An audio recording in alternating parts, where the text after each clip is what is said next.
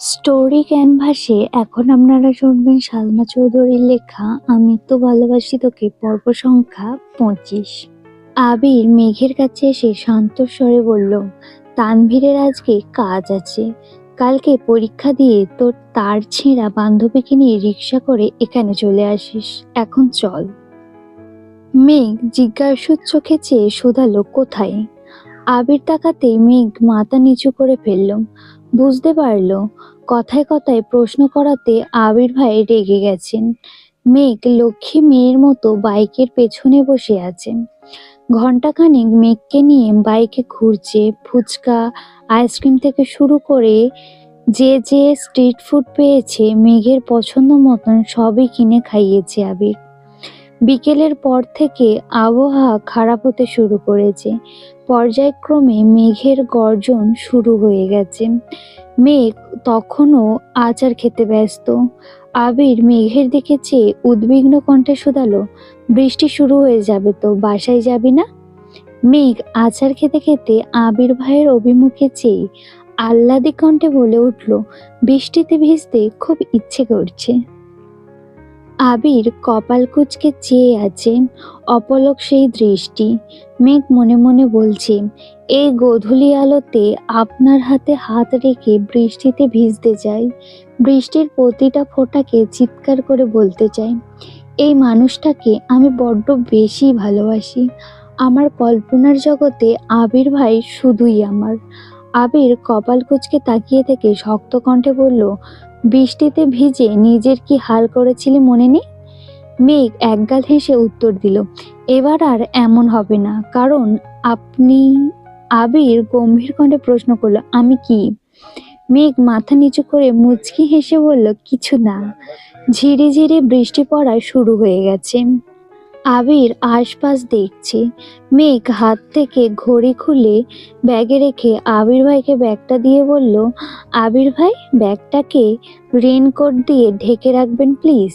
মেঘের কথায় আবির নির্বোধের ন্যায় মেঘের দিকে চেয়ে ঠোঁটের কোণে হাসি রেখে বলল, রেনকোট পরার দরকার তোর আর?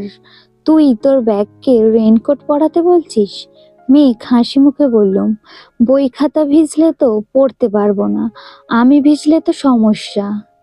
এতটুকু বলতেই আবিরের চোখে চোখ পড়ল মেঘের। আবির তীক্ষ্ণ দৃষ্টিতে চেয়ে আছে।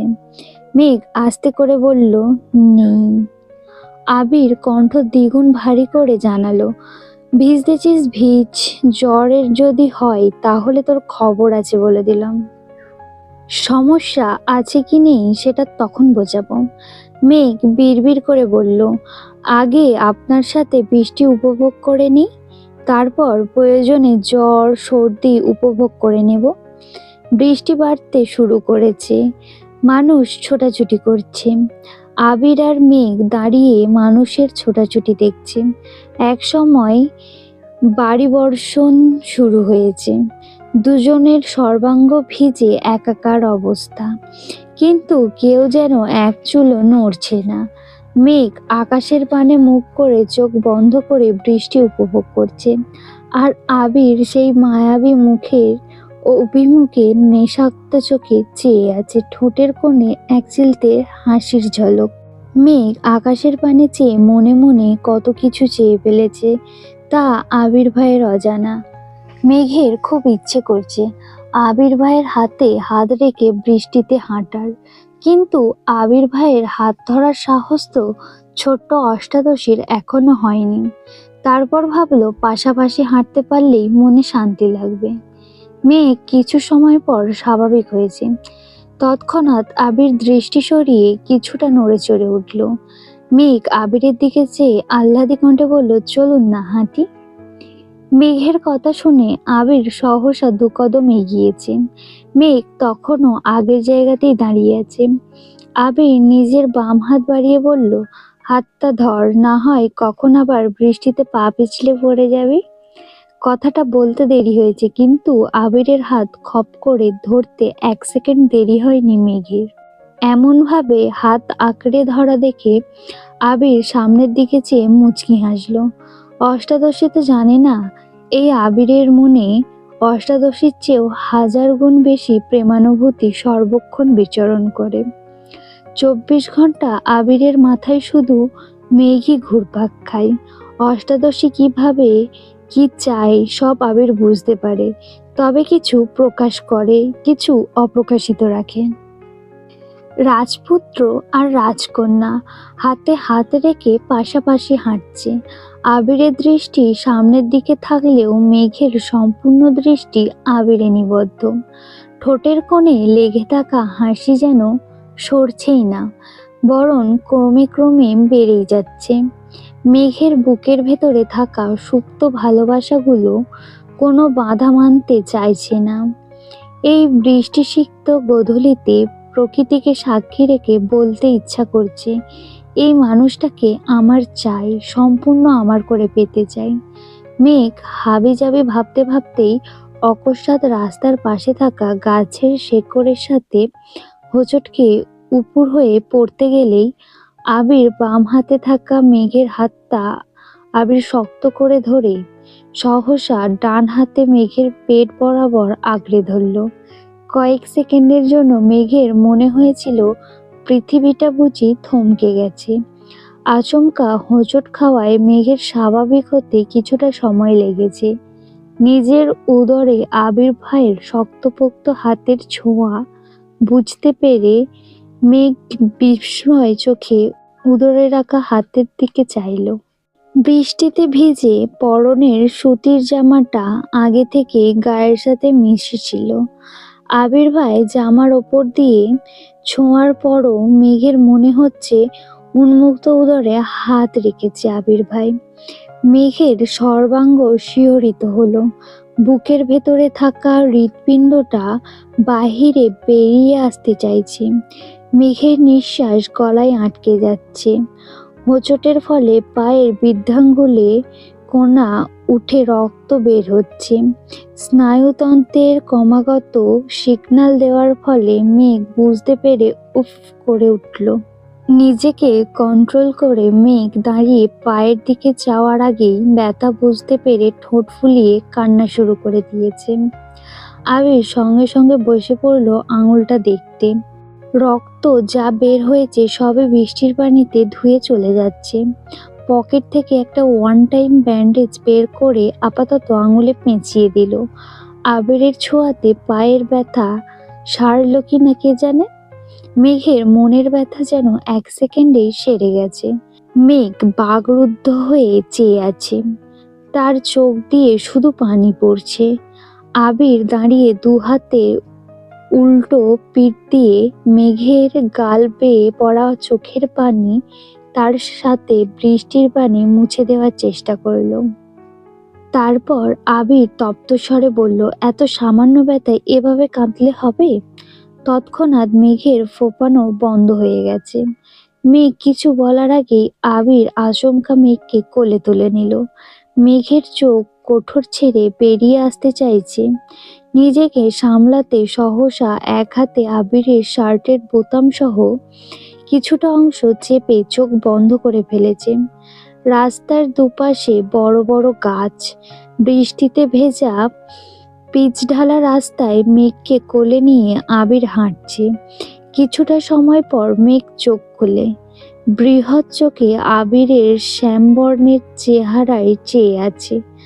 আবিরের চুলে, নাকে, মুখে, গালে পড়া বৃষ্টির ফোঁটার কিছুটা মেঘের মুখেও ছিটকে পড়ছে। মেঘ ধীর কণ্ঠে বলল, নামিয়ে দেন, আমি যেতে পারবো। আবির ভাইয়ের এভাবে কোলে তুলে নেওয়াতে মেঘের সর্বাঙ্গে কারেন্টের শক খেয়েছে। এই মানুষটা কাছাকাছি আসলেই যেখানে মেঘের হৃৎপিণ্ডের ধুকপুকানি বেড়ে যায়, সেখানে এভাবে কোলে তোলাতে তার সব কিছু যেন এলোমেলো হয়ে যাচ্ছে। তাই মন না চাইতেও আবিরকে বলল নামিয়ে দিতে। আবির নিরেট কণ্ঠে বলল, চুপ করে থাক। মেঘ নিশ্চুপ হয়ে আবির ভাইকে দেখছে। ধমক খেয়ে মন খারাপ হওয়ার বদলে তার ঠোঁটে মিষ্টি হাসি লেগে আছে। কিছু দূর যাওয়ার পর একটা চায়ের দোকানের কাছে গিয়ে পিচ্চি ছেলেকে ডেকে বলল চেয়ার দিতে। খোলা আকাশের নিচে ছেলেটা চেয়ার দিল। আবির মেঘকে বসাতে মেঘ বলল, আপনি তখন না ধরলে পড়ে নিশ্চিত আমার মাথা ফাটতো। আবির শক্ত কণ্ঠে জবাব দিল, এত সহজে তো কিছু হতে দেব না, পরিস্থিতি যতই বেসামাল হোক আমি ঠিকই তোকে সামলে রাখবো। এই কথাটা শুনে মেঘ বিস্ময় চোখে আবির ভাইয়ের পানে চেয়েছে। কথার গভীরতা ঠিক কতটা সেটা বুঝতে না পারলেও কথাটা তার খুব মনে ধরেছে। বৃষ্টি কিছুটা কমে এসেছে। আবির শান্ত কণ্ঠে বলল, চা খাবি? মেঘ ঘাড় কাত করে সম্মতি দিল। বেশি করে আদা কুচি দিয়ে 2 কাপ লিকার চা নিয়ে আসছে। 1 কাপ মেঘকে দিয়ে আবির কিছুটা দূরে দাঁড়িয়ে চা খাচ্ছে। মেঘ চা খাওয়ায় মনোযোগ দিল। বৃষ্টিতে বসে এভাবে চা খাওয়া এটাও জীবনে প্রথমবার। বৃষ্টির ছোট ছোট ফোঁটা চায়ে পড়ছে আর মেঘ আপন মনে চা খাচ্ছে। হঠাৎ মেঘের অভিমুখে আবির কেমন করে চাইলো। আবির মিহি কণ্ঠে ডাকলো, মেঘ। আচমকা আবির ভাইয়ের সুমধুর কণ্ঠে নিজের নাম শুনে মেঘ বরফের ন্যায় জমে গেল। আবিরের তপ্ত দৃষ্টি মেঘের হৃৎপিণ্ডে ক্রমাগত ছুরি চালাচ্ছে। এই বুঝি ছোট্ট অষ্টাদশীর প্রাণটা দেহ ছেড়ে বেরিয়ে যাবে। মেঘ কাঁপা কাঁপা কণ্ঠে জবাব দিল, জি। আবির তখনও শীতল চাহনিতে মেঘের মুখের দিকে তাকিয়ে থাকে। কয়েক সেকেন্ড পর প্রগাঢ় কণ্ঠে শুধালো, যদি কখনো এমন হয় তোর জীবনের সবচেয়ে প্রিয় 2টা জিনিস থেকে যে কোনো একটাকে বেছে নিতে বলা হয়, তখন তুই কি করবি? আবির ভাইয়ের বলা এত কঠিন কথার মানে মেঘ বুঝতে পারছে না। কপাল গুটিয়ে আবির ভাইয়ের দিকে চেয়ে কথাটা বোঝার চেষ্টা করছে। আবির কণ্ঠ খাদে নামিয়ে পুনরায় প্রশ্ন করলো, পারবি তো একটাকে বেছে নিতে? মেঘ নির্লিপ্ত চোখে তাকিয়ে আছে। মেঘের মাথায় হাজারটা চিন্তা ঘুরপাক খাচ্ছে। আবির ভাই তাকে এমন করে কেন জিজ্ঞেস করছে? উনি কোথাও গেলে তো আমার পছন্দের সব জিনিস না চাইতেও নিয়ে নেয়, বেছে নিতে দেন না। তাহলে কি এমন জিনিস যা একটাই বেছে নিতে হবে? মেঘের নিরুত্তর পরিস্থিতি দেখে আবির মনে মনে বলল, যেদিন তুই 2টা প্রিয় জিনিস থেকে একটা বেছে নিতে পারবি, মন শক্ত করে বলতে পারবি এটাই আমার লাগবে, সেই দিন তোকে এই প্রশ্নটা দ্বিতীয়বার করব। আবির গলা খাকারি দিয়ে বলল, বাদ দে এসব, আরেক কাপ চা দিতে বলছি, তুই চা খা, আমি বাইকটা নিয়ে আসি। আবির আশপাশ দেখে চায়ের টাকা দিয়ে আর 1 কাপ চা দিতে বলে বাইক আনতে চলে গেছে। ডাক্তার দেখিয়ে ওষুধ নিয়ে মেঘকে বাসার সামনে নামিয়ে দিল। বরাবরের মতো মেঘ আজও প্রশ্ন করলো, বাসায় আসবেন না? আবির মৃদু হেসে উত্তর দিল, আসবো একটু পরে, তুই সাবধানে রুমে যাস, আঙুলে চাপ যেন না পড়ে। মেঘ ধীর পায়ে হেঁটে বাড়িতে ঢুকে গেল। আবির চলে গেল অজানা গন্তব্যে। আজ মেঘ ইচ্ছে করেই একটু সাজুগুজু করেছে। চোখে গাঢ় করে কাজল দিল, হালকা গোলাপি রঙের রঞ্জক লাগিয়েছে ঠোঁটে। আবির ভাইয়ের পছন্দের রং অনুসরণ করে একটা সাদা রঙের ড্রেস পরেছে, সাথে সুন্দর হিজাবও পরে নিয়েছে। হুটহাট আবির ভাই কোচিং এর সামনে চলে আসে বিধায় সে সাদামাটা ঘোরে। তবে আজ আবির ভাইয়ের সাথে ঘুরবে এটা সে আগে থেকেই জানে, তাই সেজেছে। পরীক্ষা শুরুর আগেই বন্যাকে বলেছে তানভীর ভাইয়ের ট্রিটের কথা, তবে বন্যা কোনোভাবেই রাজি হচ্ছিল না। মেঘ জোর করে রাজি করিয়েছে। যথারীতি পরীক্ষা শেষে 2 বান্ধবী রিক্সা করে নির্দিষ্ট জায়গাতে চলে এসেছে। আবির আর তানভীর আগে থেকেই দাঁড়িয়েছিল। মেঘ দূর থেকে আবিরকে দেখেই একগাল হাসলো। কাজল কালো সেই ডাগর ডাগর আঁখি আর অকৃত্রিম মায়াবী হাসি দেখে আবিরের মন উতলা হয়ে উঠেছে। অন্তঃস্থলে শিহরণ জাগছে, বক্ষস্পন্দন জোরালো হচ্ছে। আবির ঢোক গিলে স্বাভাবিক হওয়ার চেষ্টা করছে, কিন্তু তার দৃষ্টি যেন সরছেই না। আবিরের অশান্ত মনকে শান্ত করার সকল ক্ষমতা বিলীন হয়ে গেছে। আবির মনে মনে বিড়বিড় করে বলছে, আমায় ধ্বংস করতে কেন উঠে পড়ে লেগেছিস? মেঘরা নামতেই তানভীর রিক্সা ভাড়া দিয়ে দিল। শান্ত কণ্ঠে শুধালো, আসতে সমস্যা হয়নি তো কোনো? দুজনেই মাথা নেড়ে না করলো। তানভীর বন্যার দিকে চেয়ে ছোট্ট করে বলল, কনগ্রাচুলেশন। বন্যা হেসে উত্তর দিল, থ্যাংক ইউ। তানভীর আবিরকে ডাকলো, ভাইয়া চলো। তানভীরের ডাকে আবির স্বাভাবিক হলো, দীর্ঘশ্বাস ছেড়ে বলল, চল। কাছেই একটা রেস্টুরেন্টে গেছে খেতে। খাওয়ার ফাঁকে ফাঁকে আবির শুধু মেঘকে দেখছে। মেঘ তাকালেই দৃষ্টি সরিয়ে নিচ্ছে। এই চোখে জাদু আছে, যা এই শ্যামবর্ণের সুঠামদেহী পুরুষকে মুহূর্তেই দুর্বল করে দিয়েছে। না পারছে দীর্ঘ সময় এই চোখে চেয়ে থাকতে, আর না পারছে নিজেকে সংযত রাখতে। অন্যদিকে বন্যা আর তানভীরেরও কয়েকবার চোখাচোখি হয়েছে, তবে চোখে চোখ পড়তে দুজনেই সঙ্গে সঙ্গে চোখ নামিয়ে নিচ্ছে। বন্যা সবুজ রঙের একটা ড্রেস পরেছে, সাথে হিজাব পরা। এত সাজগোজ নেই, দেখতে খুবই সাদামাটা। গায়ের রং ফর্সা হলেও সেটা মেঘের তুলনায় কিছুটা চাপা। ঠোঁটে হালকা লিপস্টিক আছে। উচ্চতাও মেঘের তুলনায় 1 ইঞ্চি কম হবে।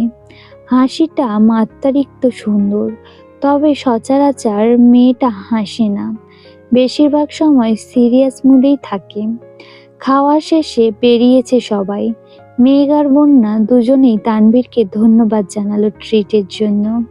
আবির একবার তানভীরের দিকে চেয়ে চোখ দিয়ে কিছু ইশারা করলো। তারপর আবির গম্ভীর কণ্ঠে বলল, তানভীর, আমি মেঘকে নিয়ে বাসায় যাচ্ছি, তুই বন্যাকে বাসায় পৌঁছে দিয়ে তারপর যেখানে ইচ্ছা যাবি। তানভীর স্বাভাবিক কণ্ঠে জানালো, ঠিক আছে ভাইয়া। মেঘ বন্যাকে টাটা দিয়ে বাইকে বসলো। আবির দেরি না করে মেঘকে নিয়ে জায়গা ত্যাগ করলো। আবিরা যাওয়ার পরই তানভীর বাইকে বসে বন্যার দিকে চেয়ে বলল, উঠো। বন্যা ঠান্ডার স্বরে জানালো, আমি রিক্সা করে চলে যেতে পারবো। তানভীর একটু রাগী ভাব নিয়ে বলল, শোনোনি ভাইয়া কি বলেছে? তোমায় বাসায় দেওয়ার পর আমার দায়িত্ব শেষ হবে, ওঠো। বন্যা আর কথা বাড়ালো না। হেলমেট পরে মাঝখানের জায়গা রেখে বাইকে বসলো। পেছন দিকে ধরে রেখেছে। তানভীর জীবনে প্রথম মেয়েকে নিয়ে বাইক চালাচ্ছে, তাই কিছুটা ভয়ে আছে। এজন্য এত জোরে বাইক চালাচ্ছে না। কিছুটা যাওয়ার পর রাস্তার পাশে বাইক রেখে বলল, তুমি একটু দাঁড়াও, আমি আসছি। বন্যা সাইডে দাঁড়িয়ে আছে। কিছুক্ষণ পর বেরিয়ে তানভীর একটা শপিং ব্যাগ বন্যার দিকে এগিয়ে দিল। বন্যা জিজ্ঞাসুর চোখে চেয়ে বলল, কি এতে? তানভীর শান্ত স্বরে বলল, তোমার রেজাল্টের গিফট।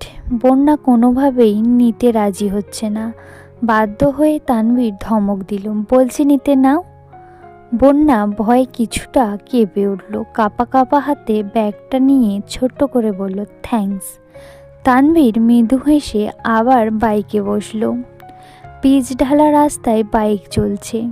বন্যা নীরব, শান্ত মেয়ের মতো চুপচাপ বসে আছে। নীরবতা ভেঙে তানভীর বলল, গতকাল ভাইয়া আর বনু মিলে আমায় এই বাইকটা গিফট করেছে, কেমন হয়েছে বলো তো? বন্যা হাসি মুখে উত্তর দিল, অনেক সুন্দর হয়েছে। তানভীর পুনরায় বলল, তার জন্যই আজকে ট্রিট দিলাম। বন্যা এবার মৃদুস্বরে শোধালো, আমায় ট্রিট দেওয়ার কি প্রয়োজন ছিল? আমি তো এতটুকু বলতেই তানভীর বলল, তোমাকে দেওয়ার প্রয়োজন ছিল। ওই দিন তোমাদের বাসায় খেয়ে আসলাম। তাছাড়া তুমি বনুর বেস্ট ফ্রেন্ড, আর আমাকে যেভাবে ভাইয়া ভাইয়া ডাকো, আমি তো মাঝে মাঝে কনফিউজ হয়ে যাই যে আমি কার ভাই। কথাগুলো শুনে বন্যা কিছুটা লজ্জা পেল, তারপরও স্বাভাবিক থাকার চেষ্টা করল। এর মধ্যে বন্যাদের বাসার গলি পর্যন্ত চলে আসছে। বন্যা তাড়াহুড়ো করে বলল, ভাইয়া এখানেই নামিয়ে দেন প্লিজ। তানভীর বাইক থামিয়ে বলল, আবার? বন্যা হেলমেট খুলতে খুলতে তপ্তস্বরে বলল, সরি তানভীর ভাই, এখান থেকে হেঁটে যেতে পারবো, কেউ দেখলে সমস্যা হবে। সমস্যা বুঝতে পেরে তানভীর স্বাভাবিক কণ্ঠে বলল, সাবধানে যেও আর পড়াশোনা করো ঠিক মতো। আল্লাহ হাফেজ। বন্যাও আল্লাহ হাফেজ বলে শপিং ব্যাগ নিয়ে গলি দিয়ে হাঁটছে। তানভীর কিছুক্ষণ স্থির দাঁড়িয়ে চেয়ে রইল সেদিকে, তারপর আবার বাইক স্টার্ট দিয়ে চলে গেল। আবির বাসার দিকে না গিয়ে অন্য রাস্তায় যাচ্ছে দেখে মেঘ চিন্তিত স্বরে বলল, বাসায় যাবেন না? আবির কঠিন স্বরে জবাব দিল, বাসায় যাওয়ার এত তাড়াতাড়ি কিসের তোর? মেঘ আর কিছু বলল না। আবির ভাইয়ের কাছাকাছি তো সেও থাকতে চায়, কিন্তু তানভীরের সামনে আবির বলেছে বাসায় চলে যাবে, এই জন্য মেঘ জিজ্ঞাসা করেছিল। আবির মেঘকে নিয়ে একটা পার্কে এসেছে। পার্কে মানুষের ভিড় দেখে আবির কিছুটা ভীত হলো। মেঘের দিকে চেয়ে বলল, ঢুকবি নাকি অন্য কোথাও যাব? মেঘ একগাল হেসে উত্তর দিল, এসেছি যখন তাহলে ঢুকি, ভালো না লাগলে চলে যাব না। আবির মেঘের হাত ধরে হাঁটছে। মেঘ আশেপাশে তাকাচ্ছে আর বারবার আবির ভাইয়ের শক্ত করে ধরে রাখা হাতের দিকে তাকাচ্ছে। এমনভাবে হাত ধরে রেখেছে যেন ছেড়ে দিলেই তার প্রেয়সী হারিয়ে যাবে বহুদূরে। মেঘ সেই হাত ধরা দেখে গতকালের ন্যায় বরাবর লজ্জায় আড়ষ্ট হচ্ছে। মেঘ চারপাশে তাকিয়ে দেখছে কত কত মানুষ, কেউ কেউ পরিবার নিয়ে এসেছে, ছোট বাচ্চা নিয়ে এসেছে। বন্ধুরা মিলে ছবি তুলছে, আড্ডা দিচ্ছে। বেশ কয়েকটা কাপালও দেখেছে হাতে হাত রেখে হাঁটছে।